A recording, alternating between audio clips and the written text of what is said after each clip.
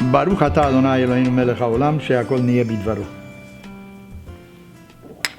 Continuing, as I tell you on other occasions, with stories from the Bible, you know, the first Jew was really Abraham. Why was he the first Jew? Because he listened to God.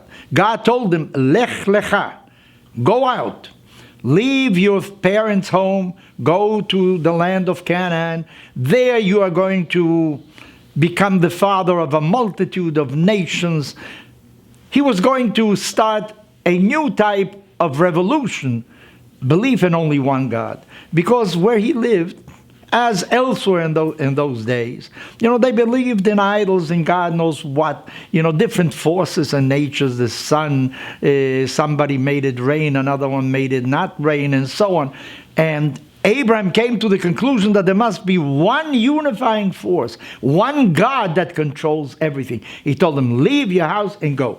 But if you read the Bible closely, a chapter before, it tells you that his father, his name was Terach, he left Ur the city on his way to the land of Canaan, and he stopped in a place called Haran. And he lived there for many years, and he died in Haran.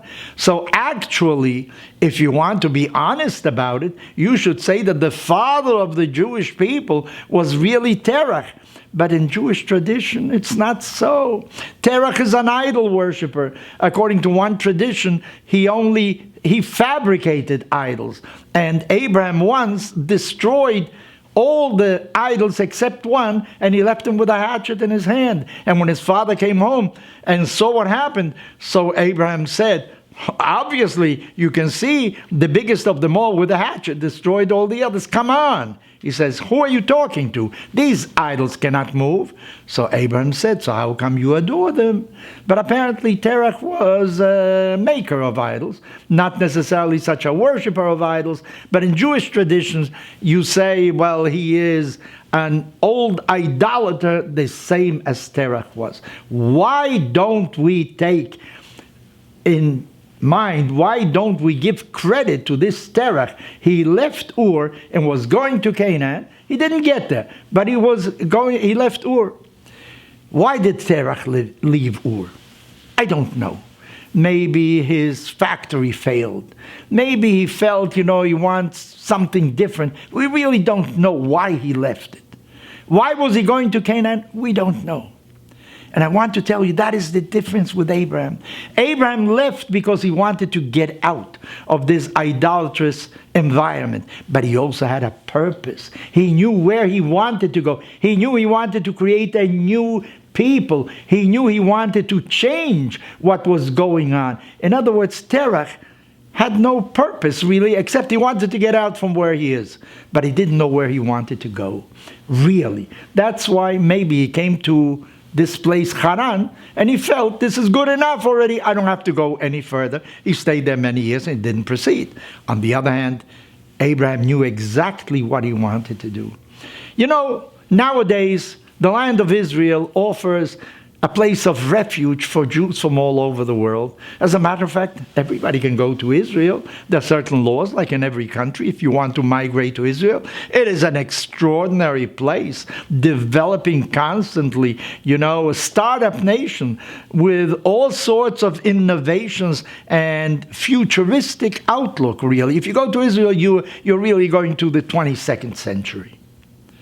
So there are people that want to go for certain reasons. There are other people that want to escape maybe anti-Semitism.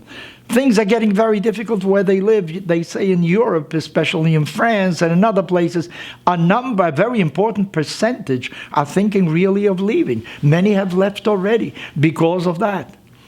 But that is not the right reason to leave for Israel. It doesn't have to be because somebody is persecuting you. You have to want to go to Israel for a reason to live in Israel, because Israel is the only place where a Jew can really live out his life in a Jewish way. You know, Sunday in the Western world is a day of rest. But in Israel, the day of rest is the Sabbath, Shabbat. That is the day of rest. You know, all over the world you celebrate Christmas. Not all over the world. I remember I was in Cuba, you know, in socialist countries, they try to erase all vestiges of religion, and I had to tell Christians the meaning of the 25th of December. But when you go to Israel, you will celebrate Hanukkah, not Christmas, even though Christians, of course, observe Christmas. But the Jewish holidays are the days of rest in Israel. So it depends why you want to go to Israel. Do you want to escape where you are, or are you looking for something new, where your children, your grandchildren will really be able to live a Jewish life and also a free life under a democratic regime? So remember, it is not only why you want to get out of a certain, you don't like the job you're doing, so you look for a different profession. But you have to want that different profession. It is not only getting rid of what you don't like, you have to love what you're going to do in the future. That is really the answer.